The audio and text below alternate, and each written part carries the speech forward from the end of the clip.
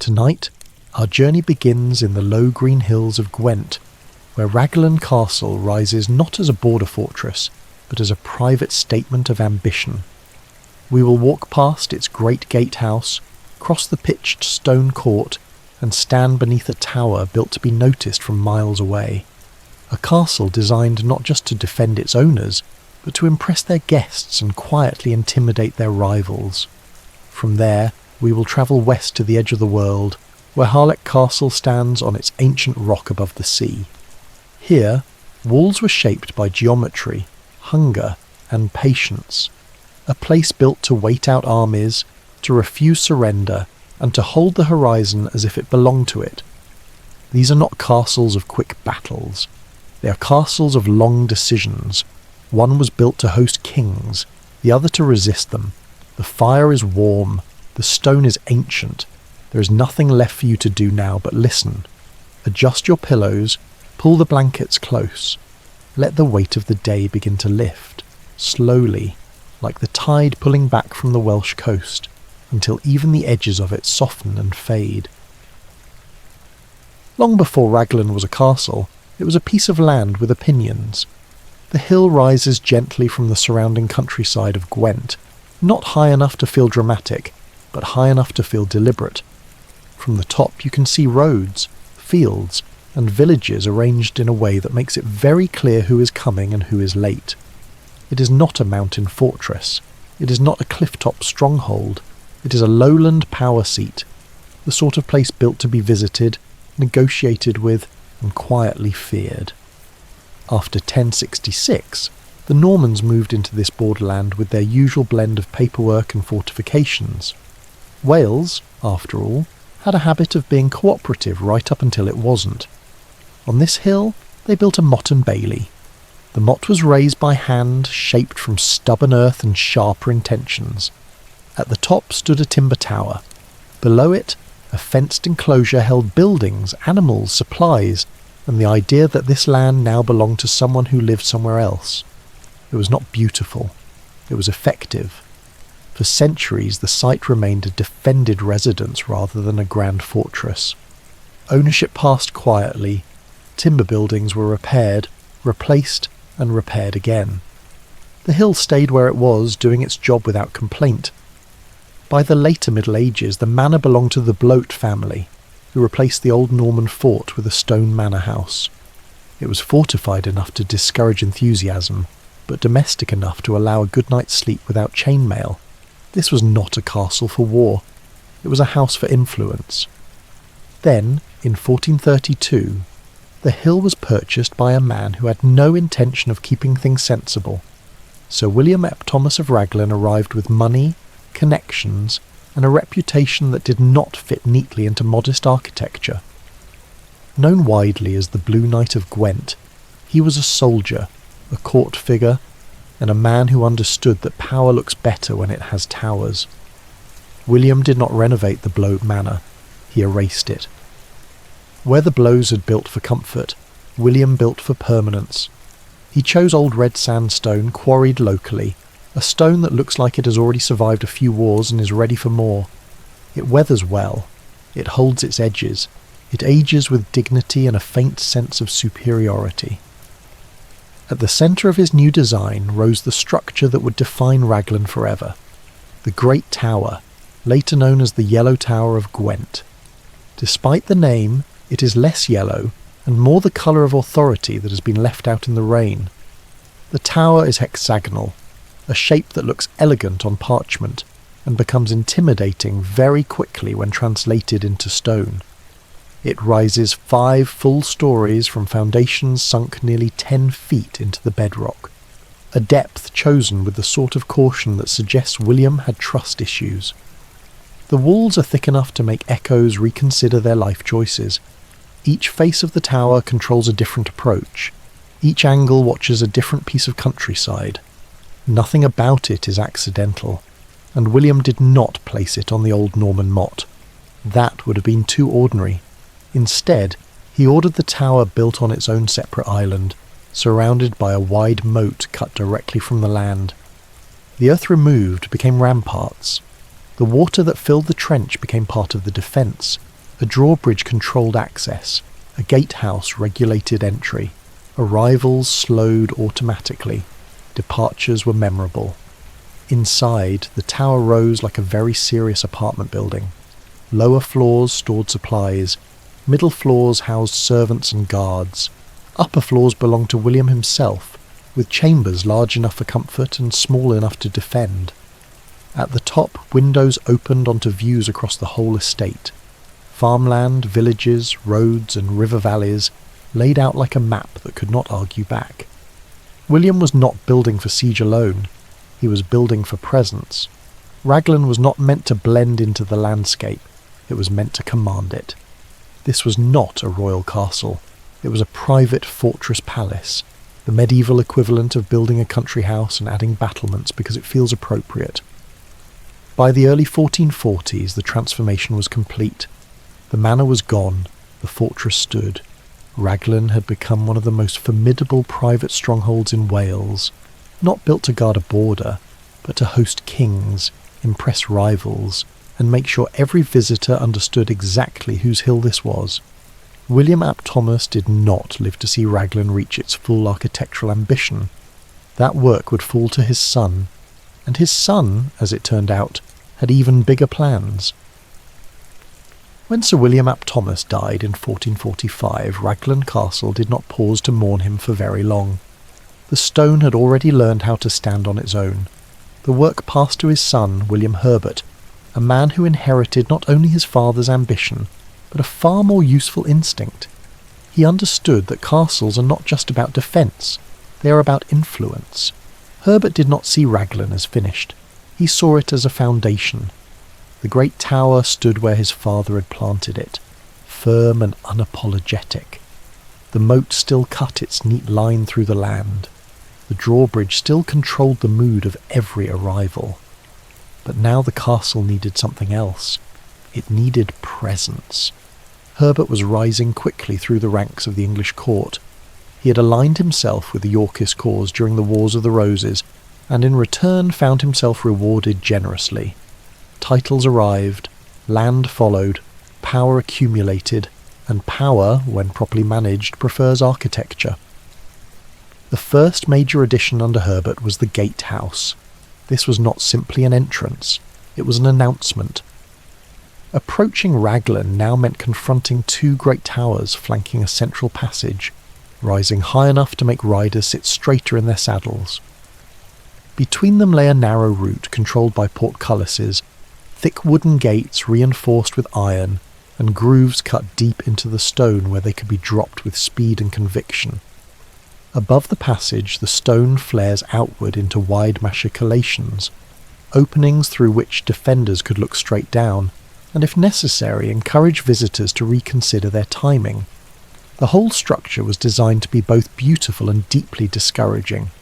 From the outside it looked ceremonial, from the inside it looked prepared. Once through the gatehouse, visitors entered the pitched stone court, a broad inner courtyard laid with carefully set stone, sloping gently to allow rainwater to run away rather than linger. It was large enough for mounted processions, wide enough for gatherings, orderly enough to suggest that nothing here happened by accident. Raglan was no longer just a stronghold. It was becoming a seat of power, and power attracts people. By the middle of the 15th century, the castle had settled into a new role as a political hub for South Wales. Nobles passed through, envoys stayed overnight, messengers arrived with news from London and beyond. Decisions were discussed here, allegiances were formed, rivalries softened over dinner and resumed politely the next morning. The Herberts understood hospitality as a form of strategy. Rooms were comfortable, meals were generous. The setting did half the work, and then, into this carefully managed world, arrived a boy who would change England, Henry Tudor. In the chaos of the Wars of the Roses, Henry was more valuable as a possibility than as a person. He was a Lancastrian claimant with a distant but legitimate line to the throne, dangerous enough to matter, but young enough to be controlled. For a time, he was placed in the care of the Herbert family. So the future Henry VII spent part of his youth inside Raglan's walls. His education here followed the pattern expected of a high-born ward. He was trained in reading and writing, in courtly manners, and in the subtle art of surviving long political conversations without revealing what he actually thought. He learned how noble households functioned, how alliances were shaped over meals, how loyalty could be expressed with words while quietly prepared with armies. He walked the pitched stone court, passed through the great gatehouse, looked up at the great tower and learned what ambition looks like when it is built in stone. For the Herberts, Henry was both guest and investment. For Henry, Raglan was a lesson. It taught him how power organises itself, how control hides behind hospitality, how walls make statements long after the people who built them are gone. In 1469, William Herbert was executed after falling out of favour during the shifting fortunes of the Wars of the Roses. Power, as Raglan quietly demonstrated, is rarely permanent, but the dynasty he established did not fade. His descendants continued to expand the castle, refining it into something increasingly grand. Each generation added new ranges, new chambers, new courts. Raglan grew outward, becoming less of a fortress with rooms and more of a palace that happened to be defended by walls. By the end of the 15th century, the castle stood as one of the most impressive private residences in Britain. It had watched kings pass through, it had shaped one of them, and it was only getting started. By the end of the 15th century, Raglan Castle had learned something important. It was no longer enough to be impressive from a distance. Now it needed to be impressive up close. In 1492, ownership of Raglan passed into the hands of the Somerset family, Earls of Worcester, through marriage. This was not a takeover in the dramatic sense. No banners, no siege, no shouting, just paperwork. The Somersets inherited not only a fortress palace, but a reputation. Raglan was already known as a place where power stayed overnight. Now it would become a place where power wanted to linger. The new owners had different priorities from their predecessors. The Herberts had built to dominate. The Somersets intended to entertain. Across Europe, the influence of the Renaissance was reshaping the idea of what a great house should be. Castles were becoming residences. Fortresses were learning how to host. Raglan, already large, already well placed, already wealthy, was perfectly positioned to make the transition. The walls remained. The moat still circled the great tower. The gatehouse continued to look severe enough to discourage casual optimism. But inside, everything softened. Defensive spaces were converted into reception rooms. Barracks became bedchambers. Storage rooms became dining halls. Raglan was turning into a palace that happened to have battlements. At the heart of this transformation was the creation of one of the castle's most remarkable spaces, the Long Gallery. Stretching an extraordinary 126 feet, it ran along the upper floors like a corridor designed by someone who did not believe in moderation. It was lined with ornate Tudor panelling, carved in intricate patterns that caught candlelight and reflected it gently across the room. Windows ran along one side, filling the gallery with daylight and offering long views across the estate. On the other side, the walls were decorated with tapestries and portraits, reminding guests exactly whose house they were standing in. The gallery had a practical purpose as well. It was used for indoor exercise. This did not involve anything that would alarm a modern gym instructor. It meant walking, slowly, in good shoes, while discussing politics. On rainy days, members of the household would pace the length of the hall, turn neatly at the end and walk back again, accumulating steps long before anyone thought to count them. The length of the gallery allowed for privacy in public. Conversations could drift forward and fall back. Eavesdroppers had to work harder. Below, the castle grounds were receiving the same attention. Raglan's medieval courtyards gave way to something more ambitious, the Fountain Court. This was a formal garden space laid out with symmetry and intention. Paths were arranged in neat lines. Planting beds were shaped precisely. Everything suggested order, refinement, and the reassuring sense that someone was in charge. At its centre stood an elaborate fountain, supplied by a complex water system that drew from natural springs in the surrounding countryside. Pipes carried water uphill, valves regulated its flow, channels guided it through ornamental basins. This was not simple plumbing. It was a declaration. Water, after all, is difficult to control. If you can make it rise, fall, and sparkle on command, you're doing something right. Over time, Raglan became famous for its waterworks. Visitors wrote about them. Travellers paused to admire them. Stories circulated about mechanical devices that made water appear and disappear as if by magic. Lord Herbert, one of the later Somersets, was particularly enthusiastic about these features. He invested heavily in hydraulic engineering, commissioning systems that could drive fountains, feed pools, and surprise guests with unexpected jets of water at precisely the wrong moment.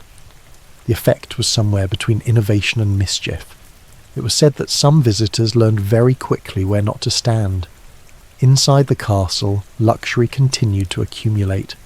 Fireplaces multiplied, ceilings grew more elaborate, rooms were fitted with glazed windows rather than shutters, allowing light to move freely through the building. Glass was expensive. Raglan used a lot of it. The castle became known for comfort as much as size. Its owners entertained lavishly.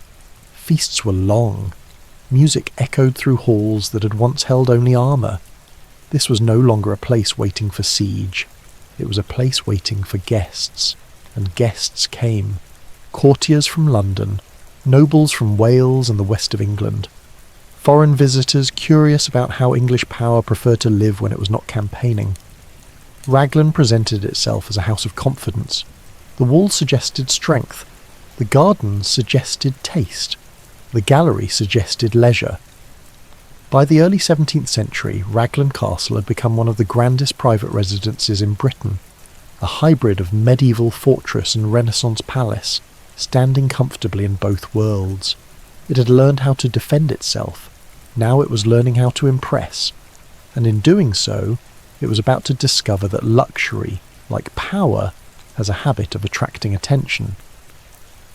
By the time England slipped into civil war, Raglan Castle had spent more than a century pretending it was done with fighting. It had gardens, it had galleries, it had fountains that surprised guests and a courtyard designed for tasteful admiration. It had become, in every sense that mattered socially, a palace. Unfortunately, it was still a fortress. And when the country divided itself between King Charles I and Parliament, Raglan found itself once again doing what it had always done best, choosing a side and preparing to wait. The castle belonged to Henry Somerset, the first Marquess of Worcester, a man whose loyalty to the crown was not theoretical. He had backed the king financially, politically, and personally, and when the war reached Wales he did not hesitate. Raglan would stand for the king. This was not a symbolic gesture. Worcester fortified the castle in earnest. Stores were laid in. Walls were reinforced. Artillery was positioned. The garrison was expanded and trained. Raglan, with its thick walls, broad courts and commanding towers, became one of the most formidable royalist strongholds in Wales. It also became a problem. By the summer of 1646, Parliament had gained the upper hand across much of England. The new model army moved with discipline, coordination, and a remarkable lack of patience for medieval architecture. In Wales, one royalist fortress still refused to cooperate: Raglan. The task of dealing with it fell to Sir Thomas Fairfax, commander of Parliament's army. He arrived with professional soldiers, modern artillery, and a strong preference for conclusions. The siege began in early summer. Fairfax did not rush. He did not attempt an immediate assault. He understood Raglan's walls too well for that. Instead, he surrounded the castle, cut off supply routes, and began the slow process of persuasion. Inside Raglan, life narrowed. The gardens were no longer admired. The long gallery no longer hosted gentle exercise. The fountains were silent. Instead, the castle returned to its earlier habits. Guards watched the approaches. Guns were loaded. Food was rationed. The moat became more than decorative again. For 10 weeks, Raglan held. Parliamentary batteries were positioned on the surrounding hills. Cannons were dragged into place with effort and profanity. Mortars were assembled and aimed. The bombardment began.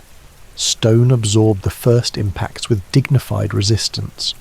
Walls shuddered. Dust fell from ceilings. Windows shattered with theatrical enthusiasm. From the towers, the garrison returned fire. The great tower, once a symbol of aristocratic confidence, became an artillery platform. Its guns were so loud that they earned a reputation of their own, becoming known among the besiegers as the roaring engine of Raglan. Each discharge rolled across the countryside like a thunderclap. Villages miles away could hear it. Cattle scattered. Sleep became optional. The exchange continued day after day. Fairfax's artillery slowly carved at the outer works. Walls cracked. Structures burned. Defensive positions were abandoned and regrouped. Inside the castle, conditions worsened. Food ran low. Powder dwindled. The number of places you could stand without being hit by something shrank steadily. Worcester, now an elderly man, remained inside throughout. He directed the defence from rooms that had once hosted banquets and dances. The contrast was not lost on anyone. The Renaissance Palace had returned to being a war machine. By mid-August, the situation was no longer sustainable. The walls had been breached. The outer works were lost.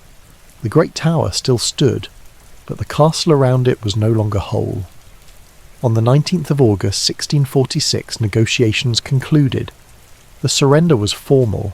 The garrison marched out with full military honours, flags flying and drums beating, laying down their arms only once they had passed beyond the castle walls. It was a recognition of endurance rather than victory. With Raglan's fall, the First Civil War in Wales came to an end. The castle had held longer than most. It had made Parliament work for every yard. It had done exactly what it had been built to do, but the age of private fortress palaces was over. Raglan had been designed to impress kings. It had just met an army that no longer cared. After the surrender of 1646, Raglan Castle did not receive the reward normally given to stubborn strongholds. It received paperwork. Parliament had no interest in preserving a fortress palace that had just delayed their army for 10 weeks. Raglan was too strong, too symbolic, and too capable of hosting future resistance. It could not be allowed to stand in working order, so they ordered it slighted. Slighting is a word that sounds dismissive. In practice, it involves a great deal of sweat. The goal was not to erase Raglan entirely. That would have been optimistic. The goal was to make it militarily useless. The focus was placed on the heart of the castle, the great tower. This hexagonal structure, planted on its own island of stone and water, had proven far too effective. Its walls were thick, its foundations deep, and its position irritatingly well chosen. Taking it down would require effort. The parliamentarian engineers began by digging mines beneath the tower's foundations. These were not tunnels for exploration. They were carefully placed voids designed to undermine the structure's weight. Stone was removed. Supports were weakened. The ground beneath the tower slowly lost its confidence. Explosives were set. When the charges were fired, the effect was dramatic but not complete. The tower did not collapse neatly. It cracked. It sagged. A vast section of the wall fell away, leaving the interior exposed to the sky. The great tower did not fall down. It broke open. What remains today is the result of this moment. A massive structure split like a book left too close to a fire. Rooms open to air. Staircases ending in nothing. Fireplaces now looking out over fields. It is not a ruin in the gentle sense. It is a wound that never closed. Once the tower was broken, the rest of the castle was left to its own devices. Parliament's work was done. The garrison was gone. The guns were silent. Raglan entered its longest phase, neglect. For more than a century the castle stood empty. Roofs collapsed, floors rotted, rain found its way into places that had once hosted banquets. The estate around it continued as farmland, but the castle itself became something else, a quarry. Local builders came with carts and tools. Stone was pulled from fallen walls. Blocks were taken from collapsed ranges. Fireplaces were dismantled and reused. Raglan had been built with excellent materials. It aged well. It also dismantled well. Houses in nearby villages quietly acquired pieces of the castle. Barns incorporated its masonry. Walls were rebuilt with stone that once framed royal doorways. Raglan did not object, it simply got smaller. And then, in the 19th century, something changed. People began to like ruins. The picturesque movement swept across Britain, and suddenly collapsed abbeys, broken castles and overgrown fortresses became fashionable. Painters arrived with easels, poets arrived with notebooks, travellers arrived with expectations. Raglan, which had spent a century being dismantled for spare parts, was rediscovered as a mood. Artists admired the broken tower. They sketched ivy climbing the gatehouse. They wrote about sunlight through empty windows. What had once been an embarrassment of war became an aesthetic achievement. Visitors wandered through the courts that had once echoed with cannon fire. They paused beneath archways that no longer had doors. They climbed staircases that ended in sky and called it beautiful. Raglan had not been rebuilt. It had been reimagined. The broken tower became iconic. The moat became reflective. The empty halls became atmospheric. Where once the castle had hosted kings, now it hosted tourists with notebooks and sandwiches. By the end of the 19th century, Raglan had settled into its final role. Not a fortress, not a palace, not even a ruin in the tragic sense. It had become a landmark, a reminder that even buildings designed for permanence eventually discover that time has better tools, and that sometimes being broken is what makes you memorable. By the time the 20th century arrived, Raglan Castle had learned a useful trick. It no longer needed to defend itself. It no longer needed to impress anyone important. It simply had to stand there and let people come to their own conclusions. Which, as it turns out, is how most legends are born. The broken Great Tower still dominated the site, its split walls opening like a stone book left face down on the ground. Ivy climbed where banners once hung. Rain collected where feasts were served. The moat, now quiet and reflective, did its best impression of a landscaped pond. And somewhere beneath the castle, according to local tradition, something important was missing. The story goes that beneath Raglan lies a lost library, a collection of books, papers and family records belonging to the Somerset dynasty, hidden away during the Civil War and never recovered. Some say it lies sealed behind collapsed stone. Others place it beneath the Great Tower, drowned when the mines were fired during the slighting. It is usually described as vast. It is always described as priceless. It is never described with a map. People have searched. People have speculated. People have peered into damp cellars with flashlights and optimism. Nothing has surfaced, which of course only makes the story better. The same corners of the castle that inspire thoughts of buried knowledge also encourage quieter interpretations. Visitors speak of the White Lady, seen drifting near the former library rooms, lingering on staircases that no longer go anywhere, and standing politely in doorways that have not had doors for 2 centuries. No one agrees on who she was. Some say a noblewoman waiting for a husband who never returned. Others say a servant who knew where the books were hidden and refused to tell. The castle itself offers no clarification.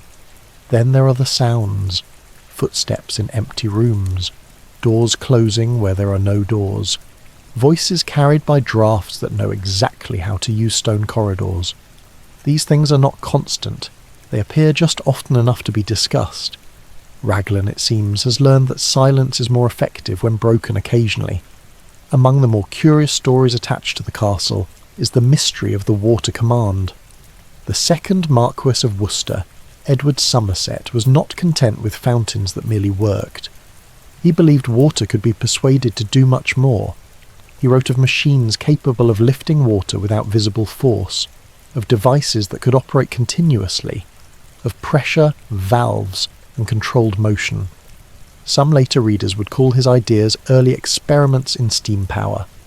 Others preferred the simpler explanation that he was an enthusiast with excellent funding. Either way, the mechanical waterworks of Raglan became famous. Pipes ran through walls, channels crossed courtyards, jets rose where gravity suggested they should not. Visitors left impressed. Servants learned where not to stand. Whatever the true nature of these machines, the result was the same. Raglan was a place where water behaved suspiciously well. By the early 20th century, the castle entered its most stable phase, preservation. The site came under the care of what would eventually become CAD, the Welsh Heritage Service. Their task was not to rebuild Raglan, but to prevent it from becoming smaller. Old red sandstone, for all its strength, has limits. It flakes, it weathers, it prefers to stay vertical. Conservation teams stabilised walls, secured staircases, and reinforced the great tower just enough to make it safe without making it polite. The broken edge of the tower was left as it was. The wound remained visible. History was not smoothed over. Visitors now enter through the same gatehouse that once regulated royal arrivals. They cross the same pitched stone court that echoed with armour and ceremony. They walk the same paths once laid for processions, and if they choose, they can climb the 90 steps inside the great tower. The stairs spiral upward through thick walls and narrow openings, winding past fireplaces that no longer warm anything and windows that no longer close. At the top, the view opens suddenly. Fields stretch outward. Villages sit where they have always sat. Roads follow old lines. The countryside lies arranged the same way William ap Thomas once saw it. The only difference is that no one is waiting for permission anymore. Raglan Castle now belongs to weather, visitors, and time. It no longer commands armies. It no longer hosts kings. It no longer surprises guests with fountains. It offers something else, perspective. A place built for permanence that learned how to age. A fortress that became a palace, then a ruin, then a memory. And somehow, through all of it, it still stands where it was told to stand nearly 6 centuries ago, on its hill, above its fields, watching the roads, exactly where it has always been.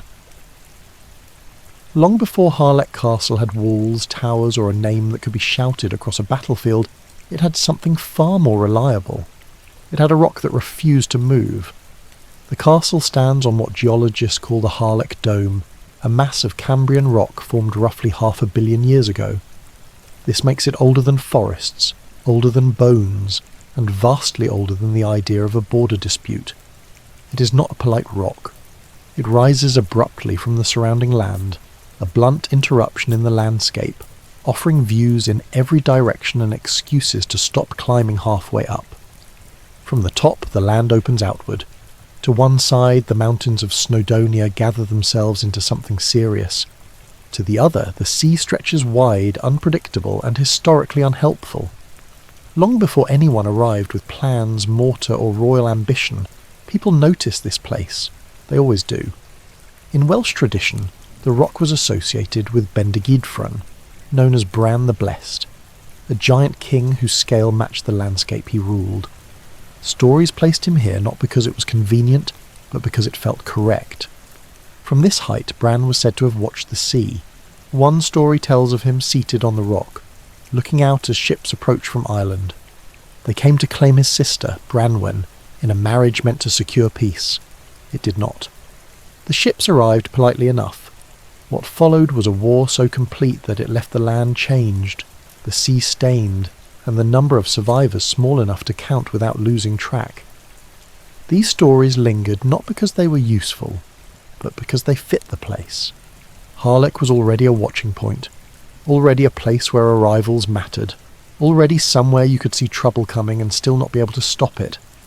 By the time medieval Wales took shape, the rock had accumulated meaning. Not written law, not charters, but memory, stacked up like layers of weather. When Edward I arrived in the late 13th century, he understood this immediately. He did not choose Harlech because it was empty. He chose it because it wasn't. By 1282, following the death of Llywelyn ap Gruffudd, Wales had been brought firmly under English control. The rebellion had been crushed, but the landscape still remembered who it belonged to. Edward's solution was straightforward. If a place carried Welsh stories, it would now carry English stone.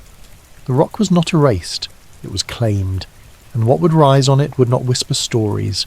It would project them, loudly, permanently, and with very thick walls. Harlech Castle did not begin as a building project. It began as an argument, and it was about to be made in granite. When Edward I decided to build at Harlech, he did not do so cautiously. Caution is useful when you intend to negotiate later. Edward intended to finish the conversation. The death of Llywelyn ap Gruffudd in 1282 marked the end of organised Welsh resistance, at least on paper. In practice, Wales remained difficult, mountainous, and stubbornly aware of its own history. Edward's response was architectural. He ordered the construction of a ring of castles around Snowdonia, an arrangement later known as the Iron Ring. Each fortress was placed carefully, like a series of locks on a door that had been closed too many times before. Harlech was the western anchor. It faced the sea, the mountains, and the stories that came with both. If the ring were a statement, Harlech was the punctuation. To build it, Edward turned to a man who knew how to make stone behave, Master James of St. George.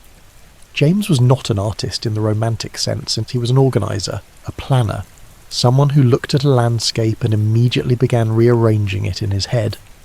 He had learned his trade in the fortifications of Savoy and the eastern Mediterranean, where castles were designed not for display, but for surviving very specific, very determined attacks. Corners were rounded, walls overlapped, nothing relied on hope. Construction began in 1283. The speed was remarkable. Nearly 1,000 men, masons, quarrymen, carpenters, labourers, were set to work almost immediately. Stone was quarried locally, hauled upward, shaped, and set into place with an efficiency that suggested no one expected this castle to be temporary. The cost reflected the ambition. By the time Harlech was completed in 1289, Edward had spent roughly £8,100 on it. In the 13th century, this was not a line item. It was a statement of priorities. That money did not go into ornament. Harlech has no unnecessary flourishes. The walls rise cleanly from the rock. The towers are round where they need to be. The angles are deliberate.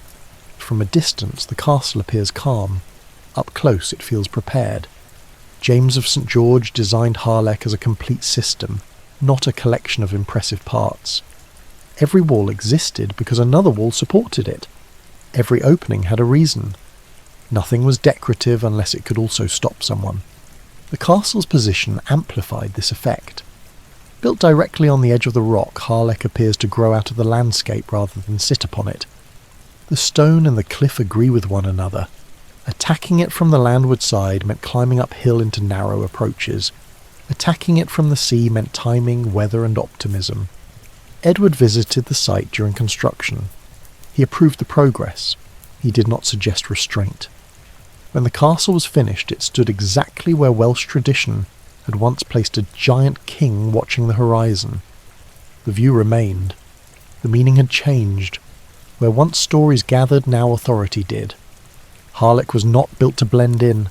It was built to endure, to watch, and to remind anyone passing below that the argument was over. At least that was the plan.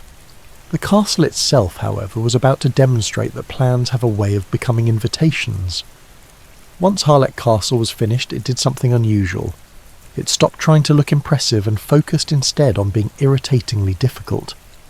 From the outside, the design appears calm and balanced. 4 corner towers, strong walls, a gatehouse that looks important without raising its voice. But Harlech was not designed to win battles quickly. It was designed to outlast them. At the heart of the plan was a principle that Master James of St. George trusted deeply. If an attacker is tired, hungry, and stuck waiting, mistakes will eventually follow. Harlech is a concentric castle, meaning it has walls within walls, arranged so that progress inward becomes slower, narrower, and increasingly uncomfortable. The outer ward forms the first obstacle. It is lower, less dramatic, and deliberately uninviting. If attackers breached it, and that was a very large if, they would not be rewarded with victory. They would be rewarded with exposure. Between the outer wall and the inner ward lies a confined space where defenders above could look down and respond calmly, not with panic, with patience. From the inner wall, arrows, stones, and other persuasive objects could be dropped straight into this space. It was not subtle, it was effective. At the centre of the inner ward stood the true power of the castle, not a keep, but the gatehouse. This was a deliberate break from older castle design. Rather than concentrating authority in a single tower, Harlech placed it where every visitor was forced to interact with it. The gatehouse was tall, heavily fortified, and fitted with multiple layers of doors, portcullises, and murder holes. Passing through it meant committing fully to the experience. Above the entrance were comfortable chambers for the constable of the castle, a reminder that power here was meant to be lived in, not visited occasionally. If the gatehouse fell, the castle fell, which is why it was designed not to fall. But even the strongest walls eventually face the same problem. People need food. Harlech addressed this with what might be its most quietly impressive feature. The way from the sea, carved directly into the rock beneath the castle, is a steep, narrow staircase, nearly 200 feet long, descending from the inner ward to what was once the shoreline below. From above it is easy to miss. From below it is exhausting to climb. The idea was simple. If rebels surrounded the castle from the land, ships could still approach from the sea. Supplies could be unloaded discreetly. The garrison could eat, drink, and continue waiting. This staircase was not designed for comfort.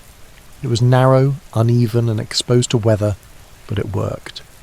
At the time Harlech was built, the sea came right up to the base of the rock. Ships could approach close enough to matter. The castle, in effect, had a private delivery route that ignored everything happening on land. This made Harlech extremely difficult to starve out. It also made any would-be besieger feel slightly foolish, standing uphill with an army while food continued to arrive from behind them. Inside the walls, life was arranged to support long stays. Stores were ample, water was secure. The layout allowed defenders to rotate duties without exhausting themselves. No one part of the castle had to do all the work. Everything assumed time would pass. Harlech was not designed for dramatic last stands. It was designed for long, boring resilience, which is exactly why, when conflict returned, the castle became more than a fortress. It became a symbol. And symbols, inconveniently, attract attention. By the early 15th century, Harlech Castle had been standing for more than 100 years, doing exactly what it was built to do. It watched, it waited. It assumed that nothing truly serious would happen to it. That assumption did not age well. Across Wales, resentment toward English rule had never fully settled. It lingered quietly, passed down in stories, grievances, and a strong sense that the landscape itself remembered something different. In 1400, that quiet resistance took on a name, Owain Glyndwr. He did not begin with castles, he began with momentum. Local support grew steadily, then visibly. English authority thinned in places it had long taken for granted. By 1404, Glyndwr turned his attention toward Harlech.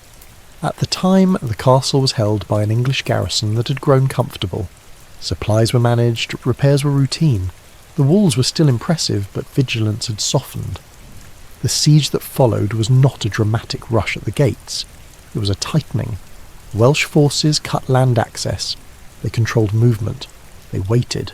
The sea route, Harlech's great advantage, did not help as much as expected.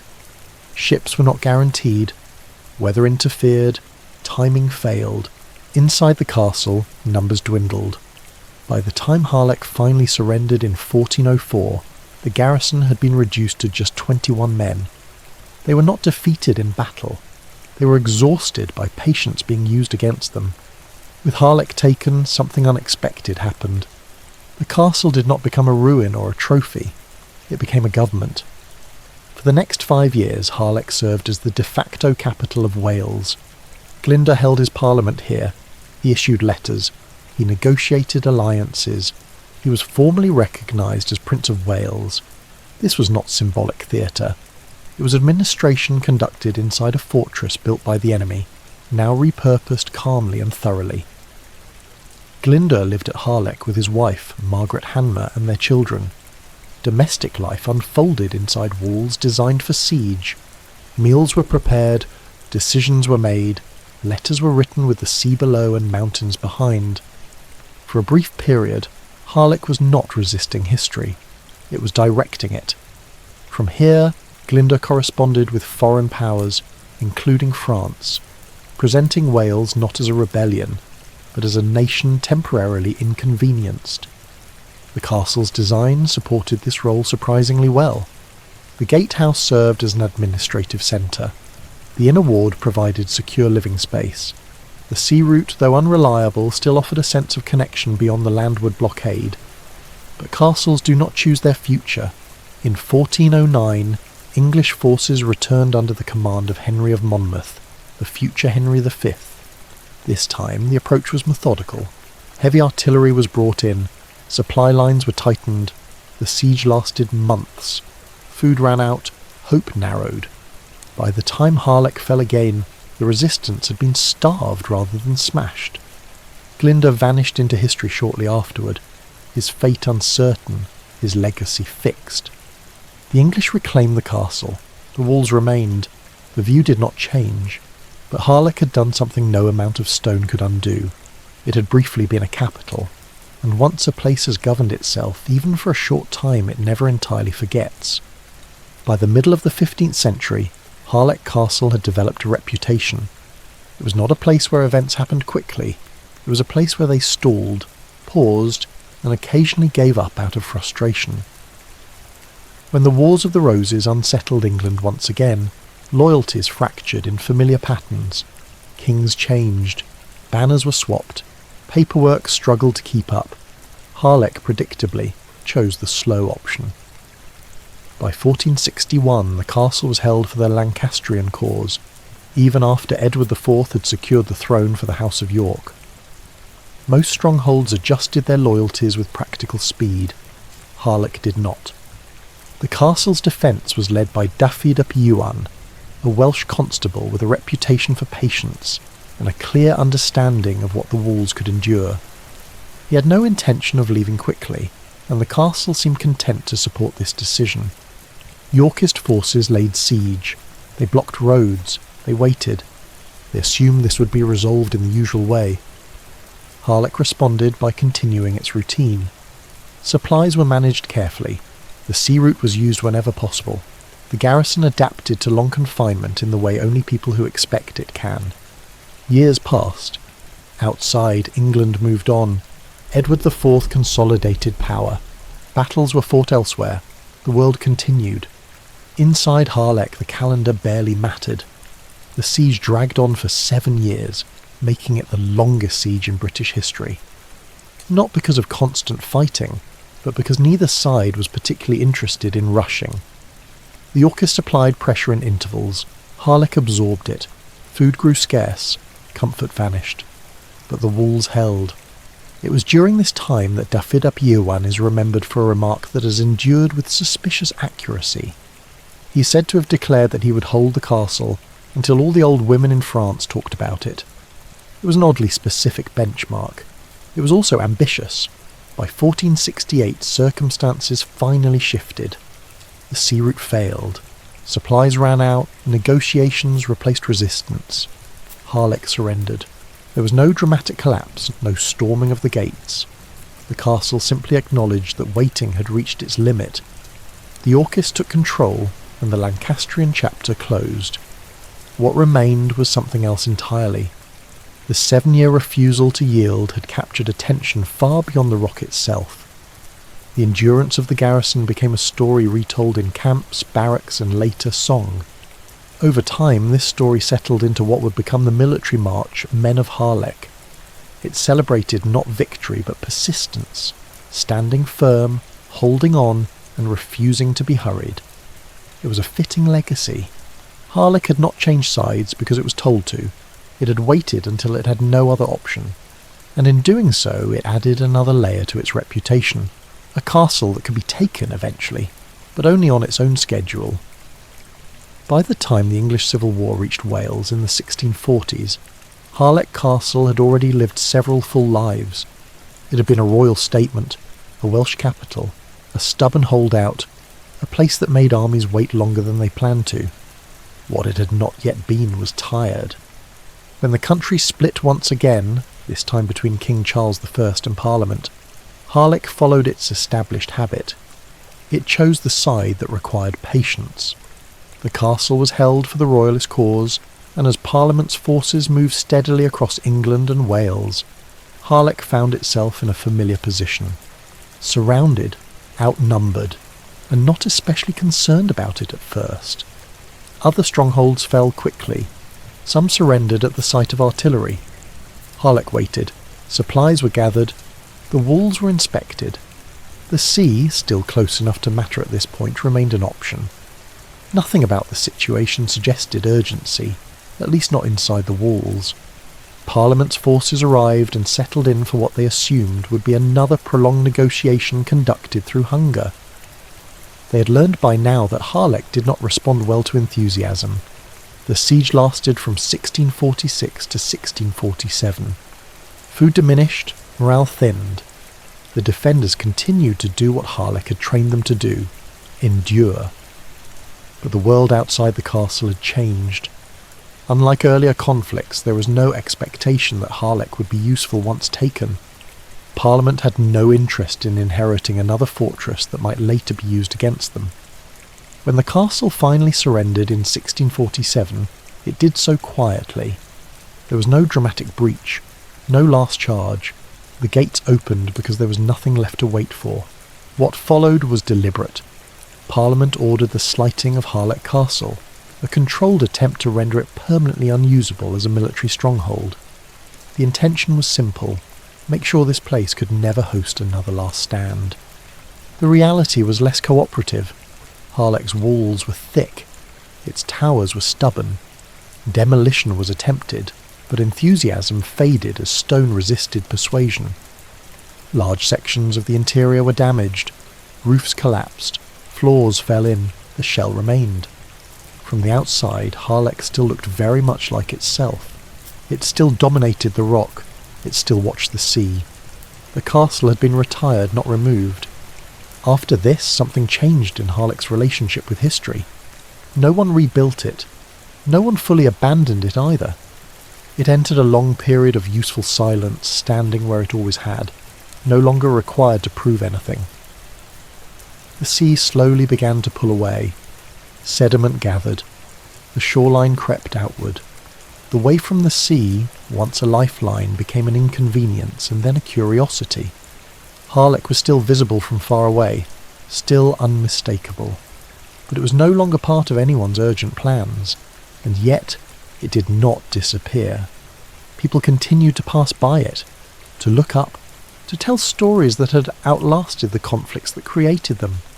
The castle had learned how to stand without being needed, which is not the same thing as being finished. Because places like Harlech do not stop working when armies leave. They simply change the kind of work they do, and that work, quiet, watchful, and unhurried, is only just beginning. Once Harlech Castle was no longer useful to anyone in a hurry. It became useful in a different way. It stayed. The 18th century passed without asking much of it. No garrisons returned. No flags were raised. The stone remained where Parliament had left it, thick, uncompromising, and slightly offended at the idea of being dismantled. The rock beneath it continued its ancient work. Wind pressed in from the west. Rain arrived on schedule, often early. Nothing dramatic happened, which suited the castle just fine. As the centuries shifted, the sea began to move away. What had once been a defensive advantage, ships able to approach directly beneath the walls, slowly turned into an historical inconvenience. Sediment gathered. The shoreline crept outward. The way from the sea, once a vital supply route, ended in empty air. a stone staircase leading confidently toward water that was no longer interested. Visitors later would look at it and pause, puzzled, as if someone had installed a fire escape to nowhere. This change did not diminish Harlech. It altered the story. The castle was no longer guarding an approach. It was overlooking memory. By the 19th century, attitudes toward ruins softened. What had once been seen as failed military infrastructure became respectable scenery. Artists arrived, poets followed. Painters set up their easels at angles that made the walls look heroic rather than inconvenient. Harlech adjusted again. It became a landmark instead of a threat, a place to climb rather than capture, a place where history felt close enough to touch, but no longer required participation. The song Men of Harlech gained a second life during this period, drifting away from the specifics of siege and hunger and settling into something broader, a celebration of endurance, of standing firm long after practicality suggests otherwise. It suited the castle. By the 20th century, Harlech had become what it remains today, a presence rather than a function. No one expects it to stop anything now. No one waits inside its walls for relief ships or reinforcements. The towers stand open to the sky, allowing weather full access, as if they have finally agreed to share the space. And still, the castle watches. It watches the land where armies once gathered. It watches the distant sea that no longer arrives on schedule. It watches visitors who climb the hill, slightly out of breath, pausing halfway up and briefly reconsidering their choices. Harlech no longer argues with history. It has already made its point. Built on a rock older than memory, shaped by myth, sharpened by war, and left standing by stubborn stone, it has outlasted every reason it was constructed, which leaves it with a simpler role now, to remain, to hold the view, and to wait. Not for armies and not for kings, but for time itself to decide when it has had enough. So far, time has not been persuasive.